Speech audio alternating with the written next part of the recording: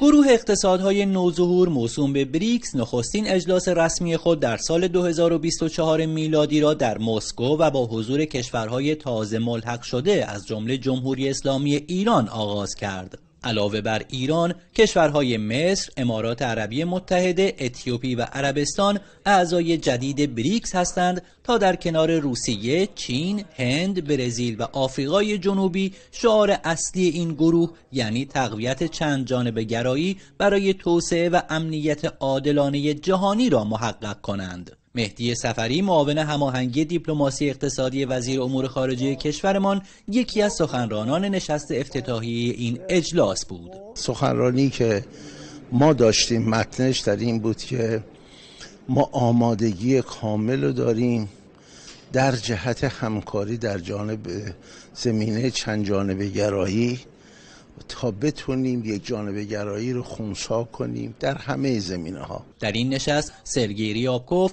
معاون وزیر امور خارجه روسیه دستور کار این گروه در دوران ریاست کشورش را تشریح کرد. ایجاد ارز واحد بریکس یکی از کلیدی ترین اهداف این گروه به شمار می رود. با تبادل پولهای محلی و همکاری‌های این بانک‌های کشورها ما میتونیم به اون نتیجه برسیم. روسیه به عنوان رئیس دوره گروه بریکس برای سال 2024 میلادی بیش از 230 رویداد در سطح مقامات عالی رتبه و نخبگان کشورهای عضو تدارک دیده که نشست سران را میتوان یکی از مهمترین این رویدادها دانست که قرار است مهر ماه امسال در شهر کازان برگزار شود.